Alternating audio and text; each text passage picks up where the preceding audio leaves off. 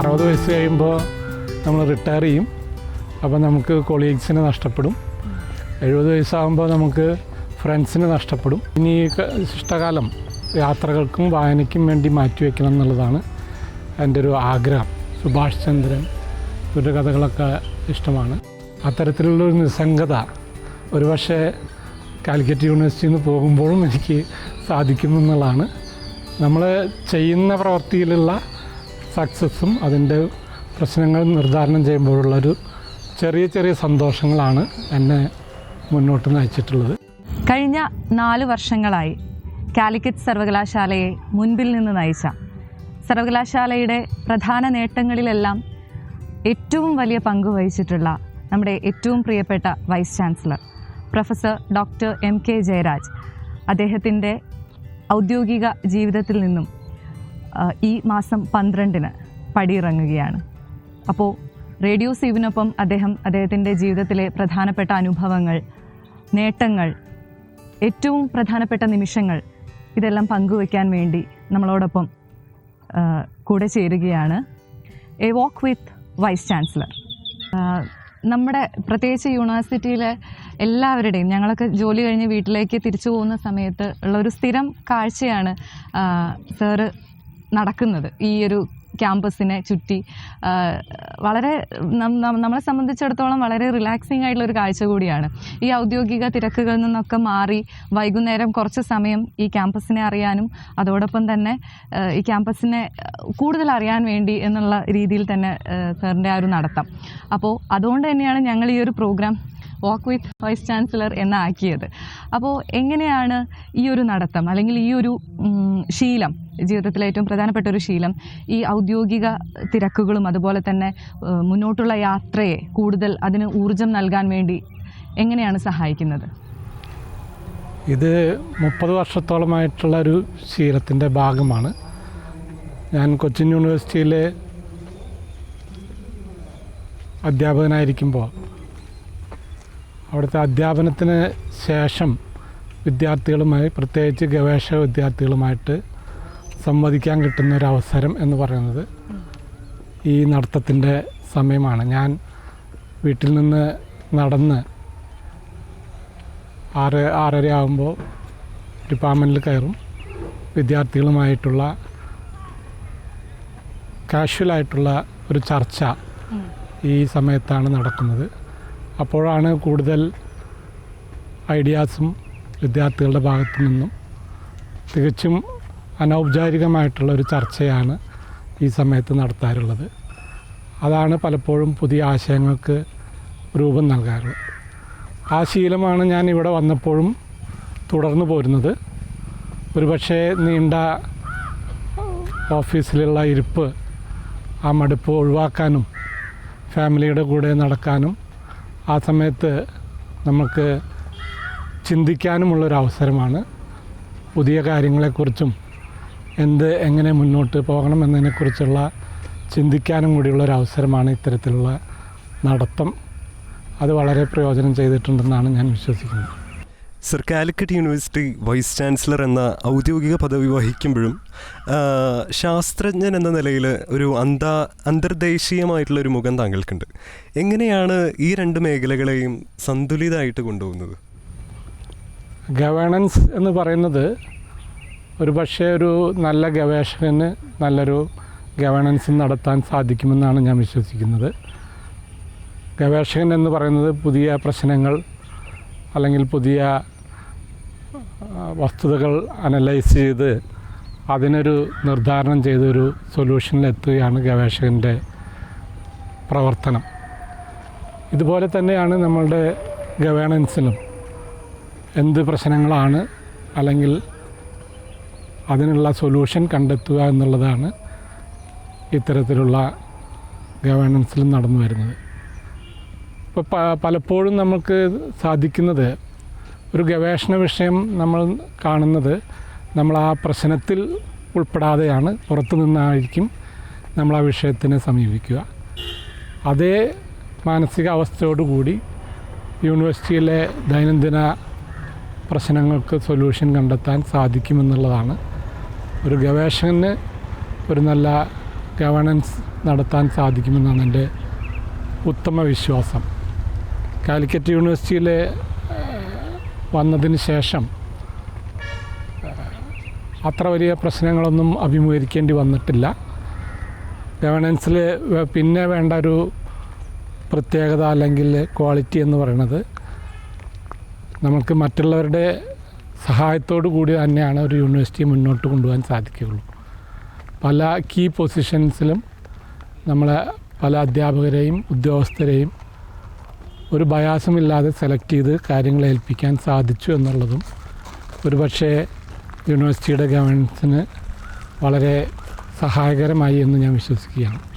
കാലിക്കറ്റ് സർവകലാശാലയിൽ സാറ് കാണുന്ന അല്ലെങ്കിൽ സാറിനെ ആകർഷിച്ചിട്ടുള്ള ഏറ്റവും വലിയ പ്രത്യേകത എന്താ? കാലിക്കറ്റ് യൂണിവേഴ്സിറ്റിയുടെ പ്രത്യേകത എന്ന് പറയുന്നത് മറ്റുള്ള യൂണിവേഴ്സിറ്റികളിൽ നിന്നും വ്യത്യസ്തമായി നമുക്ക് 35ഓളം വിഭാഗങ്ങളുണ്ട്. കൊച്ചിൻ യൂണിവേഴ്സിറ്റിയിൽ നോക്കുകയാണെങ്കിൽ സയൻസ് വിഭാഗം മാത്രമാണ് പ്രോമനൻ്റ് ആയിട്ടുള്ള വിഭാഗങ്ങൾ. ഇവിടെ ഭാഷാ വിഭാഗം, ഹ്യൂമാനിറ്റീസ്, സയൻസ്, ഇതുകൂടാതെ നമുക്ക് ITSRൽ tribal studies research centre, drama school, psychology ഡിപ്പാർട്ട്മെൻറ്റിൻ്റെ CDMRP പ്രോഗ്രാം, അതുപോലെ വളരെ യുണീക്കായിട്ടുള്ള പല ആശയങ്ങളും നടപ്പാക്കിക്കൊണ്ടിരിക്കുന്ന ഒരു സർവകലാശാലയാണ് കാലിക്കറ്റ് സർവകലാശാല. എൻ്റെ വീക്ഷണത്തിൽ, ഞാൻ അന്ന് വരുമ്പോൾ എൻ്റെ വീക്ഷണത്തിൽ സർവകലാശാലയുടെ വീക്ക് പോയിൻ്റായിട്ട് ഞാൻ കണ്ടിരുന്നത് ഗവേഷണ മേഖലയായിരുന്നു.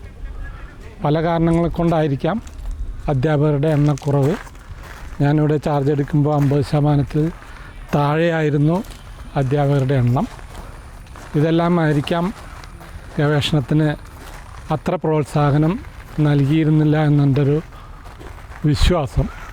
സർവകലാശാല കൂടുതൽ അഫിലിയേറ്റഡ് കോളേജുകളുടെ പരീക്ഷാ നടത്തിപ്പുമായിട്ടുള്ള ബാഹുല്യം കൊണ്ട് അതിൽ മുഴുകിയിരിക്കുന്ന ഒരവസ്ഥയുണ്ടായിരുന്നു.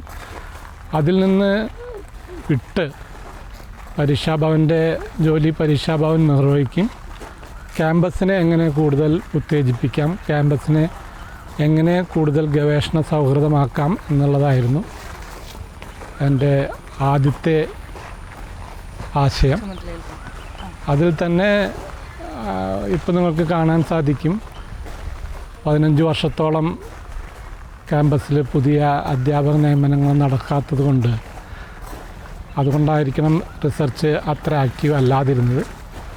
പുതിയ അധ്യാപകരുടെ വരവും അവരുടെ എക്സ്പീരിയൻസും സർവകലാശാലയിൽ ഗവേഷണം കൂടുതൽ ഉത്തേജിപ്പിച്ചു എന്നാണ് ഞാൻ വിശ്വസിക്കുന്നത്.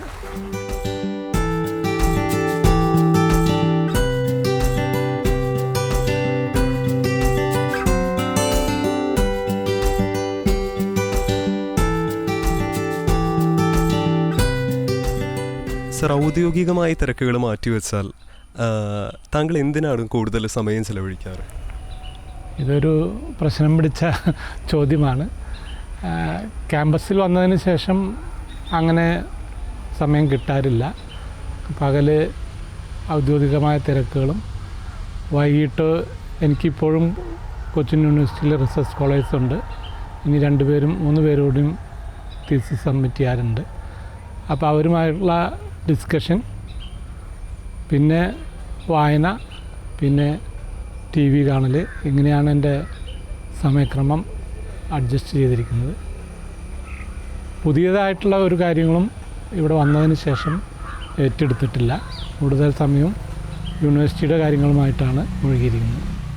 ഏറ്റവും ഇഷ്ടപ്പെട്ട എഴുത്തുകാരൻ അല്ലെങ്കിൽ എഴുത്തുകാരി അങ്ങനെയുണ്ടോ?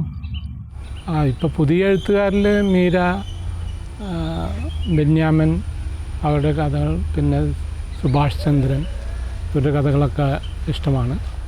പഴയ കാലങ്ങളിൽ MT വാസുദേവൻ നായർ, ഉറൂബ്, ബഷീർ, ഇവരുടെ കഥകളൊക്കെ വായിക്കാറുണ്ട്. ഇപ്പോൾ അങ്ങനെ സെലക്ട് ചെയ്തിട്ടല്ല, എന്താണോ കയ്യിൽ കിട്ടുന്നത് അത് വായിക്കുക എന്നുള്ളതാണ് ഇപ്പോഴത്തെ ശീലം.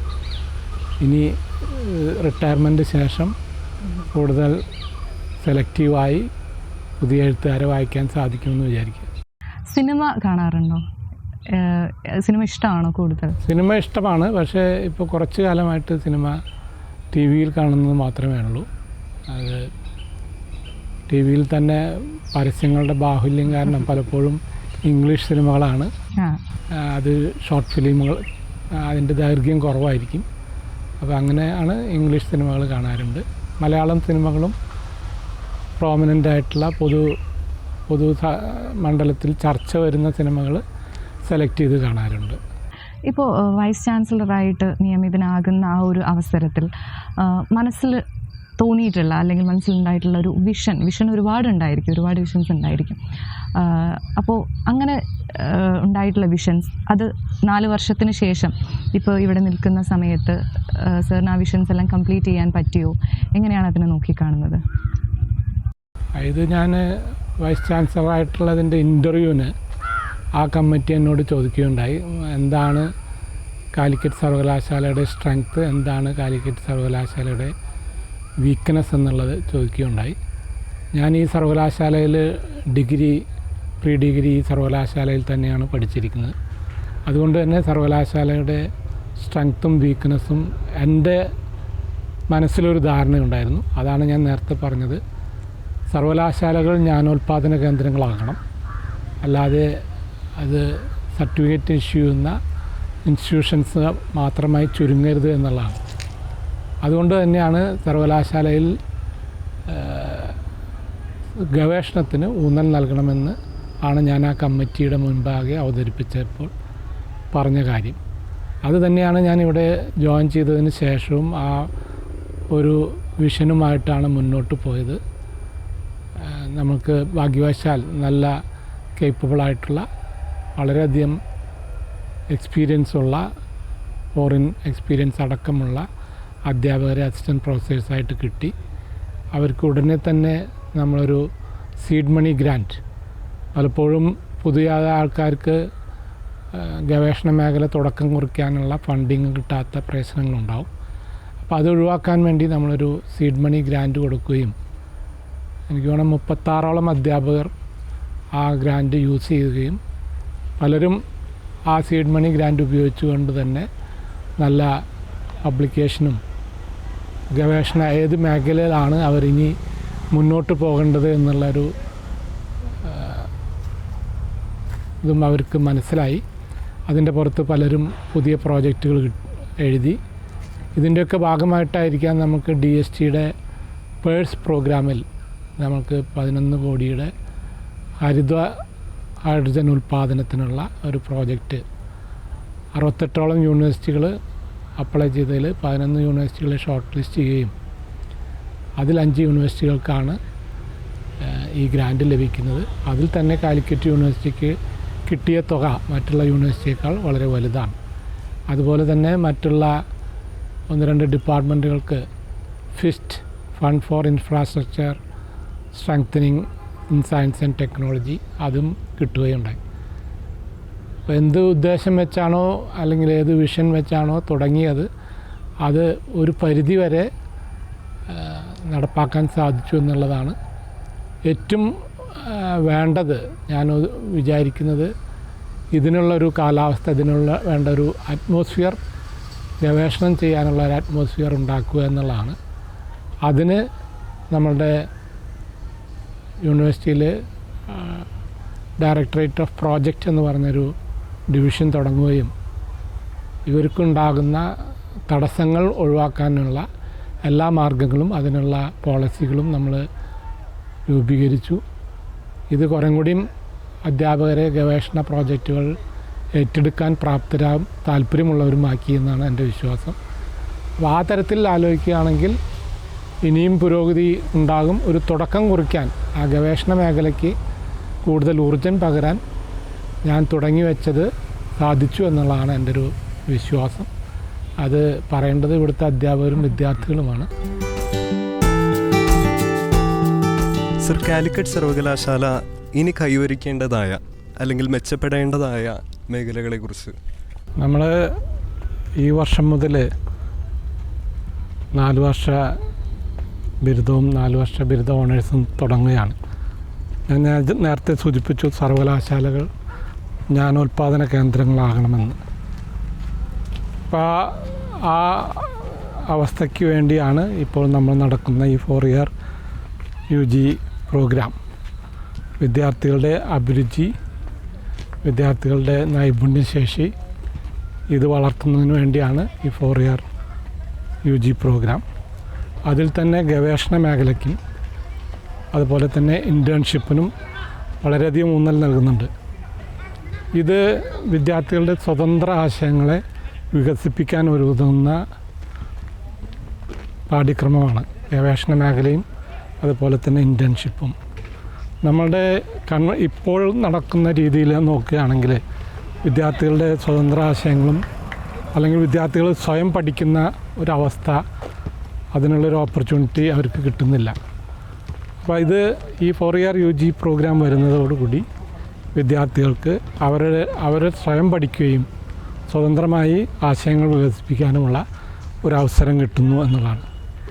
ഇതിന് വേണ്ടി നമുക്ക് ഭൗതിക സാഹചര്യങ്ങൾ ഒരുക്കണം.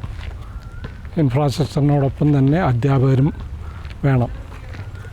നമ്മുടെ എല്ലാ ഡിപ്പാർട്ട്മെൻറ്റുകളും ഇത്തരത്തിലെ UG പ്രോഗ്രാമുകൾ അല്ലെങ്കിൽ 4 വർഷത്തെ UGയും 1 വർഷത്തെ PGയും അടങ്ങുന്ന കോഴ്സുകൾ തുടങ്ങുകയാണെങ്കിൽ ഒരു 5-6 വർഷം കഴിയുമ്പോൾ ക്യാമ്പസിലെ വിദ്യാർത്ഥികളുടെ എണ്ണം 10,000 അതിന് മേളിലേക്ക് പോകും. എല്ലാ സർവകലാശാലകളും നിങ്ങൾക്ക് നോക്കിയാൽ കാണാം. ഇന്ത്യയിൽ അല്ല, വിദേശ സർവകലാശാലകൾ ഇന്ത്യയിലുമുണ്ട്. ഇപ്പം മണിപ്പാൽ യൂണിവേഴ്സിറ്റി നോക്കുകയാണെങ്കിൽ മണിപ്പാൽ ഇൻസ്റ്റിറ്റ്യൂട്ട് ഓഫ് ടെക്നോളജി, അവിടത്തേക്ക് വിദ്യാർത്ഥികളുടെ എണ്ണം എന്ന് പറഞ്ഞാൽ 32,000 ഇപ്പോൾ വിദേശ സർവകലാശാലകളും ഈ രീതിയിൽ തന്നെയാണ്. ഒരു സർവകലാശാലയിൽ ചുരുങ്ങിയത് 15,000 20,000 വിദ്യാർത്ഥികൾ പഠിക്കുന്നുണ്ടാവും. അപ്പോൾ ഇതൊരു പിരമിഡൽ ഷേപ്പാണ്. You have a strong base of UG students, അതിനുശേഷം PG സ്റ്റുഡൻസ്, അതിനുശേഷം ഗവേഷകർ, അതിൻ്റെ മേളിൽ അധ്യാപകരുടെ എണ്ണം കുറവായിരിക്കും. അത് കഴിഞ്ഞ് ഗവേഷകരുണ്ടാവും. ആ ഗവേഷകരും പഠനത്തോടൊപ്പം തന്നെ മറ്റുള്ള വിദ്യാർത്ഥികളെ പഠിപ്പിക്കാനും തയ്യാറാണ്. ഗവേഷകരാണ് അടുത്ത തലമുറയുടെ അധ്യാപകർ. ഇപ്പോൾ നമ്മളുടെ അവിടെ അത് നടക്കുന്നില്ല. എല്ലാ കുട്ടികളെയും പഠിപ്പിക്കാൻ അധ്യാപകർ തന്നെ വേണമെന്നില്ല. സീനിയർ അധ്യാപകരുണ്ടാവും. അവരുടെ കീഴിൽ റിസർച്ച് സ്കോളേഴ്സിന് നിശ്ചിത സമയം അവർ വിദ്യാർത്ഥികളെ പഠിപ്പിക്കണം. ആ ഒരു സ്ട്രക്ചർ ഫോളോ ചെയ്താലേ നമ്മളുടെ ക്യാമ്പസുകൾ വളരുള്ളൂ. വിദ്യാർത്ഥികൾക്ക് ഇപ്പോൾ കൊടുക്കുന്ന റിസർച്ച് ഫെലോഷിപ്പ് എന്നുള്ളത് മാറ്റി ടീച്ചിങ് അസിസ്റ്റൻഷിപ്പ്, പഠിപ്പിക്കാൻ താല്പര്യമുള്ളവർ ടീച്ച് ചെയ്യുക. അതുപോലെ തന്നെ റിസർച്ച് അസിസ്റ്റൻഷിപ്പ്, ചിലർക്ക് ടീച്ചിങ് അത്ര താല്പര്യം ഉണ്ടാവില്ല, അവർ ഏതെങ്കിലും ഗവേഷണ പ്രോജക്റ്റിൻ്റെ ഭാഗമായിട്ട് റിസർച്ച് അസിസ്റ്റൻഷിപ്പ്. ഈ അധ്യാപകരും ഗവേഷക വിദ്യാർത്ഥികളുടെയും കൂട്ടായ്മയാണ് അവരുടെ താഴെയുള്ള UG വിദ്യാർത്ഥികളെ പഠിപ്പിക്കുന്നത്. അപ്പോൾ നാച്ചുറലി ഈ ഗവേഷക വിദ്യാർത്ഥികളുടെ സമ്പർക്കവും അവരുടെ സീനിയർ അധ്യാപകരുടെ സമ്പർക്കവും വിദ്യാർത്ഥികളിൽ ഈ UG വിദ്യാർത്ഥികളെ ഗവേഷണ താല്പര്യം ഉണ്ടാക്കുകയും അവർ ഗവേഷണത്തിലേക്ക് മുന്നോട്ട് വരികയും ചെയ്യും.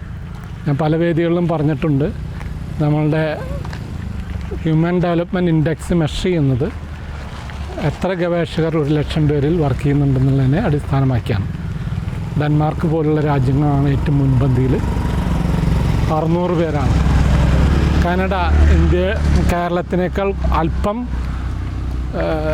പോപ്പുലേഷൻ കൂടിയ കാനഡയിൽ 97 യൂണിവേഴ്സിറ്റികളും 450ഓളം ഗവേഷകരും ഒരു കാനഡയിലുണ്ട്.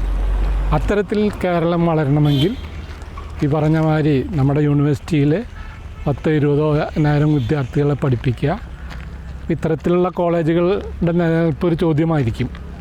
മറ്റത്തെ കോളേജുകൾക്കും നിലനിൽപ്പുണ്ട്. അപ്പോൾ അതും നിങ്ങൾക്ക് വിദേശ മാതൃക കാണാം. കമ്മ്യൂണിറ്റി കോളേജസ്, അതായത് കുട്ടികളെ ഏതെങ്കിലും സ്കില്ലിൽ ട്രെയിൻ ചെയ്യുന്ന കോളേജുകൾ. പണ്ടൊന്നും നമ്മൾ ഹോട്ടൽ മാനേജ്മെൻറ്റോ അല്ലെങ്കിൽ കാറ്ററിങ്ങോ കോളേജിൽ പഠിച്ചിട്ടല്ല പോയിരുന്നത്.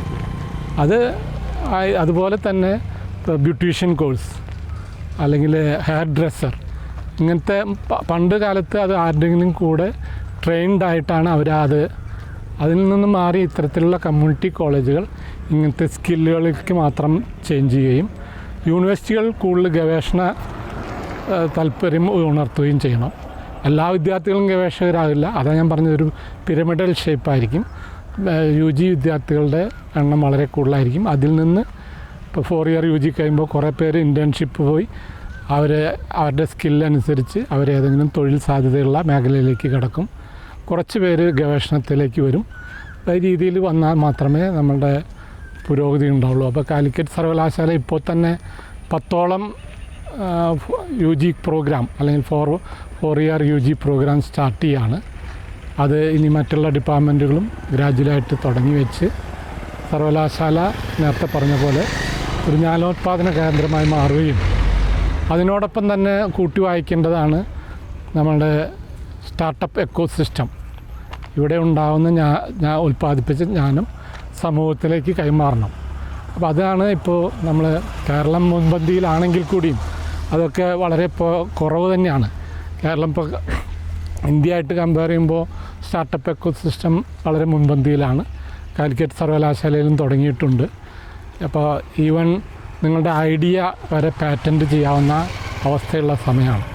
ഇത്തരത്തിലുള്ള എക്കോസിസ്റ്റം ഉണ്ടായിക്കഴിഞ്ഞാൽ ഈ ജോബിന് ഇപ്പോൾ വിദ്യാർത്ഥികളുടെ ഒരു വറി എന്താണെന്ന് വെച്ചാൽ ഇത് പഠിച്ചു കഴിഞ്ഞാൽ അല്ലെങ്കിൽ ഗവേഷണം ചെയ്ത് കഴിഞ്ഞാൽ എന്താണ് അടുത്ത സ്റ്റേജ് എന്നുള്ളതാണ്. ഇത്തരത്തിലുള്ള ഒരു എക്കോസിസ്റ്റം ഉണ്ടെങ്കിൽ വിദ്യാർത്ഥി അവൻ്റെ ആശയം പ്രവർത്തന മണ്ഡലത്തിൽ കൊണ്ടുവരികയും സമൂഹത്തിന് ഉതകുന്ന ഉപകരണങ്ങളോ ഉൽപ്പാദനങ്ങളോ ആയി മാറ്റാൻ സാധിക്കുമെന്നുള്ളതാണ്. അപ്പോൾ ആ എക്കോസിസ്റ്റം വളരെയധികം ഇമ്പോർട്ടൻ്റ് ആണ്. വിദ്യാർത്ഥികൾക്കുള്ള ആശയം ഒരു സമൂഹത്തിലേക്ക് നൽകാനുള്ള ഒരു എക്കോസിസ്റ്റം നമ്മൾ ഉണ്ടാക്കണം. അത് ഇത്തരത്തിലൊരു 10 വർഷത്തിന് ശേഷം നമുക്ക് തിരിഞ്ഞു നോക്കിയാൽ കാണാൻ പറ്റും. അത് നമ്മൾ അച്ചീവ് ചെയ്യും എന്നുള്ളതാണ് എൻ്റെ ഉത്തമ വിശ്വാസം. ഇപ്പോൾ തന്നെ കാലിക്കറ്റ് സർവകലാശാലയിൽ നമുക്ക് CIE centre for innovation and entrepreneurship എന്നുള്ളൊരു സെൻറ്ററുണ്ട്. അവിടെ കുറച്ച് വിദ്യാർത്ഥികൾ സ്റ്റാർട്ടപ്പ് സംരംഭം തുടങ്ങിയിട്ടുണ്ട്. അധ്യാപകരും തുടങ്ങാൻ മുന്നോട്ട് വന്നിട്ടുണ്ട്. അതിൻ്റെ ബാലാരിഷ്ടതകൾ തീർന്ന് അടുത്ത വർഷം ഫുൾ ഫ്ലെഡ്ജ് ആകുമെന്ന് ഞാൻ വിശ്വസിക്കുകയാണ്. ഇത്തരത്തിൽ സർവകലാശാലയ്ക്ക് വേറൊരു തരത്തിലുള്ള ഇപ്പോഴത്തെ ഞാൻ നേരത്തെ സൂചിപ്പിച്ച പോലെ മറ്റുള്ള വിദ്യാർത്ഥികൾക്ക് ഡിഗ്രി കൊടുക്കുന്നതിൽ നിന്നും മാറി ഒരു ജ്ഞാനം ഉൽപ്പാദിപ്പിക്കുന്ന കേന്ദ്രമായിട്ട് മാറും എന്നുള്ളതാണ് എൻ്റെ ഒരു കാഴ്ചപ്പാട്. ഈ കഴിഞ്ഞ വർഷത്തിനിടയിൽ 4 വർഷത്തിനിടയിൽ ഏറ്റവും കൂടുതൽ ആത്മസംതൃപ്തി തോന്നിയിട്ടുള്ള നിമിഷങ്ങൾ ഉണ്ടായിരിക്കും തീർച്ചയായിട്ടും. അതൊന്ന് പങ്കുവയ്ക്കാൻ പറ്റും? ക്യാമ്പസിലെ ഏറ്റവും സംതൃപ്തി തോന്നിയ നിമിഷം നമുക്ക് അധ്യാപകരുടെ നിയമനം നടത്താൻ സാധിച്ചു എന്നുള്ളതാണ്. ആ നിയമനം നടക്കുന്ന സമയത്ത് പല വെല്ലുവിളികളുണ്ടായിരുന്നു. ആ വെല്ലുവിളികളൊക്കെ അതിജീവിച്ചുകൊണ്ട് വളരെ ഏബിളായിട്ടുള്ള വളരെ കഴിവുറ്റ അധ്യാപകരെ സെലക്ട് ചെയ്ത് അപ്പോയിൻമെൻറ്റ് ചെയ്യാൻ സാധിച്ചു എന്നുള്ളത് അതാണ് ഏറ്റവും കൂടുതൽ ചാരിതാർത്ഥ്യം നൽകുന്നത്. അതിൻ്റെ തുടർച്ചയാണ് ഇപ്പോൾ കാണുന്ന ചലനങ്ങൾ. 10-40ഓളം പുതുരക്തം നമ്മുടെ ക്യാമ്പസിൽ വരികയും അവരുടെ ഊർജ്ജമാണ് മറ്റ് പഴയ ആൾക്കാർക്കും കൂടി പകർന്നു നൽകി ആ ചേഞ്ചസ് വരാനുള്ള ഒരു കാരണം അതാണെന്നാണ് ഞാൻ വിശ്വസിക്കുന്നത്. അതാണ് ഏറ്റവും കൂടുതൽ സംതൃപ്തി നൽകിയ കാര്യം. അതുപോലെ തന്നെ ഏറ്റവും ചാലഞ്ചിങ് ആയിട്ടുള്ള വെല്ലുവിളി നിറഞ്ഞിട്ടുള്ള ഒരുപാട് സന്ദർഭങ്ങൾ ഉണ്ടായിരിക്കാം. അപ്പം അങ്ങനെ തോന്നിയിട്ടുള്ള എന്നാൽ അതിനെ വളരെ ഏറ്റവും നന്നായിട്ട് അതിനെ നേരിട്ടുകൊണ്ട് അവിടെ ഒരു എന്താ പറയുക ഈ പറഞ്ഞൊരു കൃതജ്ഞതയോ അല്ലെങ്കിൽ അങ്ങനെ ഒരു നിമിഷം എപ്പോഴായിരുന്നു? അതാണ് ഞാൻ നേരത്തെ പറഞ്ഞത്. ഒരു ഗവേഷകൻ എന്നുള്ള നിലയ്ക്ക് നമ്മളൊരിക്കലും പ്രശ്നത്തിൻ്റെ ഭാഗമാകാതിരുന്നാൽ ഏത് പ്രശ്നവും അത്ര വലുതായി തോന്നുന്നില്ല.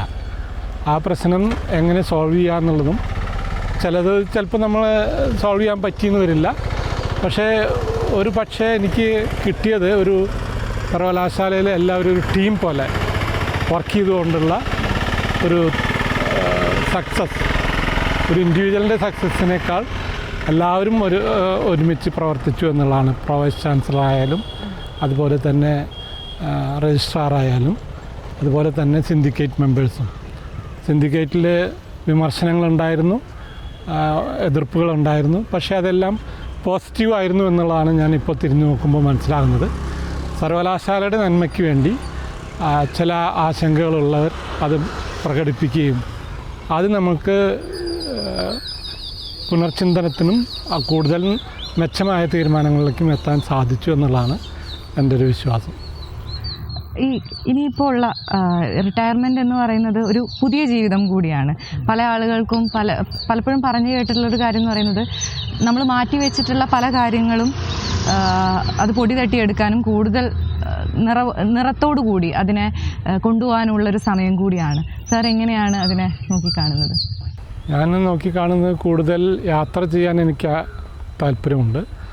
കുറേ യാത്രകൾ ചെയ്തിട്ടുണ്ട്. ഇനി ശിഷ്ടകാലം യാത്രകൾക്കും വായനയ്ക്കും വേണ്ടി മാറ്റിവെക്കണം എന്നുള്ളതാണ് എൻ്റെ ഒരു ആഗ്രഹം. പിന്നെ ഈ പറഞ്ഞ മാതിരി നമ്മൾ 60 വയസ്സ് കഴിയുമ്പോൾ നമ്മൾ റിട്ടയർ ചെയ്യും. അപ്പോൾ നമുക്ക് കൊളീഗ്സിനെ നഷ്ടപ്പെടും. 70 വയസ്സാകുമ്പോൾ നമുക്ക് ഫ്രണ്ട്സിനെ നഷ്ടപ്പെടും. 80 വയസ്സാകുമ്പോൾ നമുക്ക് റിലേറ്റീവ്സിന് നഷ്ടപ്പെടും. അപ്പോൾ അങ്ങനത്തെ നഷ്ടങ്ങളില്ലാതെ കടന്നു പോകാൻ സാധിക്കട്ടെ എന്നുള്ളതാണ്. എല്ലാത്തിനെയും ഒരു നിസ്സംഗത ഭാവത്തോടു കൂടി കാണാൻ സാധിച്ചു എന്നുള്ളതാണ് എൻ്റെ ഒരു, ഞാനിപ്പോൾ തിരിഞ്ഞു നോക്കുമ്പോൾ എനിക്ക് തോന്നുന്നൊരു സന്തോഷമായ കാര്യം. 28 വർഷത്തോളം ഞാൻ കൊച്ചിൻ യൂണിവേഴ്സിറ്റിയിൽ ഒരു ലാബ് ബിൽഡ് ചെയ്യാൻ എടുത്തു.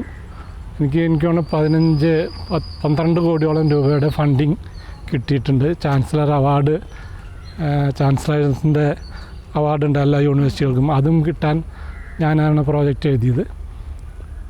അത് എൻ്റെ തുടക്കം എന്ന് പറയുന്നത് എല്ലാവരെയും പോലെ ഞാൻ തുടങ്ങുമ്പോൾ എനിക്ക് കിട്ടിയ പ്ലേസ് എന്ന് പറയുന്നത് ലാബ് സെറ്റ് ചെയ്യാൻ കിട്ടിയത് അവിടുത്തെ ടീ ക്ലബ്ബാണ്. ഒരു ചെറിയ റൂമിലാണ്. അവിടെയാണ് എൻ്റെ ഇരിപ്പിടവും. അതിനെ പകുതി മറച്ച് അപ്പുറത്തെ സൈഡിലാണ് റിസർച്ച് ലാബ് തുടങ്ങിയത്. ഇന്ന് അവിടെ കേരളത്തിലെ ഏറ്റവും മുന്തിയ സൊഫിസ്റ്റിക്കേറ്റഡ് എക്യുപ്മെൻറ്റ്സ് ഉള്ള, ഇപ്പോൾ ഉദാഹരണമായിട്ട് high resolution XRD, pulse deposition, sputtering, അതുപോലെ Raman spectrometer, atomic force microscope, അങ്ങനെ ഒരു ഫിസിക്സിൽ അല്ലെങ്കിൽ മെറ്റീരിയൽ സയൻസിൽ റിസർച്ച് ചെയ്യാൻ വേണ്ട ഏറ്റവും മുന്തിയ ഉപകരണങ്ങളുള്ള ഒരു സ്ഥലവുമാണ്. ഞാൻ 33ഓളം വിദ്യാർത്ഥികൾ എൻ്റെ കീഴിൽ ഗവേഷണം പൂർത്തിയാക്കി. പക്ഷേ ഞാൻ അവിടെ നിന്ന് പോരുമ്പോൾ, കാലിക്കറ്റ് യൂണിവേഴ്സിറ്റിയിലേക്ക് പോരുമ്പോൾ എനിക്കത് വളരെ നിസ്സംഗതയോടെ അത് വിട്ടുപോരാൻ സാധിച്ചു എന്നുള്ളതാണ് എനിക്കിപ്പോൾ തിരിഞ്ഞു നോക്കുമ്പോൾ. പലപ്പോഴും ഞാൻ ആലോചിക്കാറുണ്ട്, ഇതൊക്കെ ചെയ്യുമ്പോൾ ഇതൊരു കാലത്ത് വിട്ടു പോകണ്ടേ എന്ന് ആലോചിക്കാറുണ്ട്. പക്ഷേ കാലിക്കറ്റിലേക്ക് മൂവ് ചെയ്യുമ്പോൾ അങ്ങനൊരു വിഷമമോ ഒന്നും തോന്നാതെ തന്നെ അത് വിട്ടുപോരാൻ സാധിച്ചു എന്നുള്ളതാണ്. അപ്പോൾ അത്തരത്തിലുള്ളൊരു നിസ്സംഗത ഒരുപക്ഷെ കാലിക്കറ്റ് യൂണിവേഴ്സിറ്റിയിൽ നിന്ന് പോകുമ്പോഴും എനിക്ക് സാധിക്കുമെന്നുള്ളതാണ്. നമ്മൾ ചെയ്യുന്ന പ്രവൃത്തിയിലുള്ള സക്സസ്സും അതിൻ്റെ പ്രശ്നങ്ങൾ നിർദ്ധാരണം ചെയ്യുമ്പോഴുള്ളൊരു ചെറിയ ചെറിയ സന്തോഷങ്ങളാണ് എന്നെ മുന്നോട്ട് നയിച്ചിട്ടുള്ളത്. അതുകൊണ്ട് തന്നെ യൂണിവേഴ്സിറ്റിയിൽ നിന്ന് പോകുമ്പോൾ വലിയ വിഷമമില്ലാതെ, ആരോടും പരിഭവമില്ലാതെ പോകാൻ സാധിക്കുമെന്ന് ഞാൻ വിശ്വസിക്കുന്നു. ഒരു വലിയ മെസ്സേജ്, അല്ലെങ്കിൽ എന്താ പറയുക, വലിയൊരു സന്ദേശം തന്നെയാണ് നമുക്ക് കിട്ടിയിട്ടുള്ളത്. എന്തായാലും ഇപ്പോൾ റേഡിയോ CUവിനെ സംബന്ധിച്ചിടത്തോളം പറയുകയാണെങ്കിൽ സാറിൻ്റെ ഒരു നേതൃപരമായിട്ടുള്ള പങ്കാണ് അത് എസ്റ്റാബ്ലിഷ് ചെയ്യാനും ഒക്കത്തിനും കാരണമായിട്ടുള്ളത്. സാറിൻ്റെ ഒരു സപ്പോർട്ട് ഇല്ലയെന്നുണ്ടെങ്കിൽ ഇതിപ്പോൾ ഈ രീതിയിൽ മുന്നോട്ട് പോവില്ല. അപ്പോൾ റേഡിയോ CUവിനെ പറ്റി സാറിനോട് എന്ത് അഭിപ്രായം ചോദിക്കുമെന്നുള്ളത് നമ്മളെന്താ പറയുക, അതിൻ്റെ ഏറ്റവും അത് സ്ഥാപിച്ച ഒരാളോട് ചോദിക്കുന്നത് പോലെയാണ്. എന്ത് തന്നെയാണെങ്കിലും എന്തായിരിക്കും അതിനെക്കുറിച്ച് പറയാൻ സാറിനുള്ളത്? റേഡിയോ CU ഞാൻ എൻ്റെ ആശയമായിട്ട് ഒരിക്കലും അവകാശപ്പെടുന്നില്ല. പക്ഷേ ഒരു സംഭാഷണ മധ്യേ എനിക്ക് തോന്നുന്നു പ്രൊഫസർ ശിവദാസനാണ് എന്നോട് പറയുന്നത്, സ്കൂൾ ഓഫ് ഡിസ്റ്റൻസ് എഡ്യൂക്കേഷനിൽ ഇങ്ങനെ റേഡിയോ തുടങ്ങാൻ വേണ്ടി പണ്ട് UGCയിൽ നിന്നും കുറച്ച് ഗ്രാൻറ്റ് കിട്ടി എന്ന് പറഞ്ഞിരുന്നു. ആക്ച്വലി ആ സംഭാഷണമാണ് ഈ റേഡിയോ CUവിലേക്ക് എത്തുന്നത്.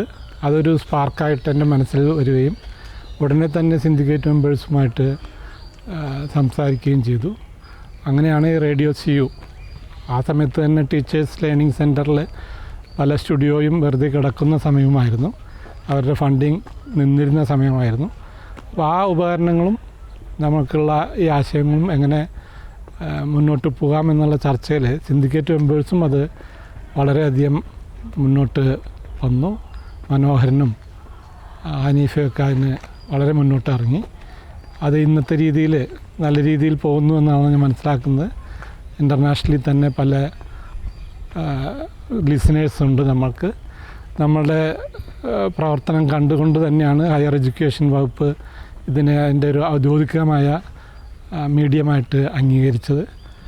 ഞാൻ മനസ്സിലാക്കുന്നത് നമ്മളുടെ പ്രവർത്തനം കണ്ട് കൊച്ചിൻ യൂണിവേഴ്സിറ്റിയും ഇതിൽ തൽപരരാണ്. ഇത് വിദ്യാർത്ഥികൾക്ക് വിനോദം മാത്രമല്ല, വിജ്ഞാനവും കൂടി വിദ്യാർത്ഥികൾക്ക് മാത്രമല്ല പൊതുജനത്തിനും പബ്ലിക്കിനും കിട്ടുന്നു എന്നുള്ളതാണ്. നമ്മളുടെ ക്യാമ്പസിൽ വരുന്ന പല സെലിബ്രിറ്റീസും പല ഇൻ്റലക്ച്വൽ ആയിട്ടുള്ള ആൾക്കാരുടെയുമായിട്ടുള്ള സംവാദങ്ങൾ അത് പബ്ലിക്കിലേക്ക് എത്തുന്നു. ഇതുകൂടാതെ വിദ്യാർത്ഥികളുടെ RJ ഹണ്ട് അതുപോലെ പല പ്രോഗ്രാമുകളും ഞാൻ കാണാറുണ്ട്, കേൾക്കാറുണ്ട്. അത് വിദ്യാർത്ഥികളുടെ പല സർഗാത്മക ശേഷിയും വർദ്ധിപ്പിക്കുന്നു എന്നുള്ളത് വളരെ സന്തോഷകരമായ കാര്യമാണ്. ഇനിയും റേഡിയോ സിക്ക് ഉയരങ്ങളിലേക്ക് പോകാം. അത് ഫുൾ ടൈം ഒരു പ്രോഗ്രാമാക്കി മാറ്റാൻ സാധിക്കും. മറ്റുള്ള കോളേജുകളിലെ ഇതിൽ ഇൻവോൾവ് ചെയ്യിച്ച് നമ്മൾ തുടങ്ങി വെച്ചിട്ടുണ്ടെന്നാണ് ഞാൻ മനസ്സിലാക്കുന്നത്. കൂടുതൽ കോളേജുകളെ ഇതിലേക്ക് ഇൻവോൾവ് ചെയ്യിച്ച് വിജ്ഞാനവും വിനോദവും വിദ്യാഭ്യാസവും ഈ റേഡിയോ സിയിൽ കൂടി നടപ്പാക്കാൻ സാധിക്കുന്നുള്ളതാണ് എൻ്റെ വിശ്വാസം. Sir, Calicut university vice chancellor എന്ന ഈ ഔദ്യോഗിക പദവി ഒഴിയുമ്പോൾ എന്താണ് കാലിക്കറ്റ് യൂണിവേഴ്സിറ്റി കുടുംബത്തിനോട് സാറിന് പറയാനുള്ളത്? ഞാൻ പലപ്പോഴും അധ്യാപകരോടും വിദ്യാർത്ഥികളോടും പറഞ്ഞിട്ടുള്ളൊരു കാര്യമാണ്, അകത്ത് നിൽക്കുന്നവർക്ക് കാലിക്കറ്റ് യൂണിവേഴ്സിറ്റിയുടെ സ്ട്രെങ്ത്തിനെ കുറിച്ച് അറിയില്ല.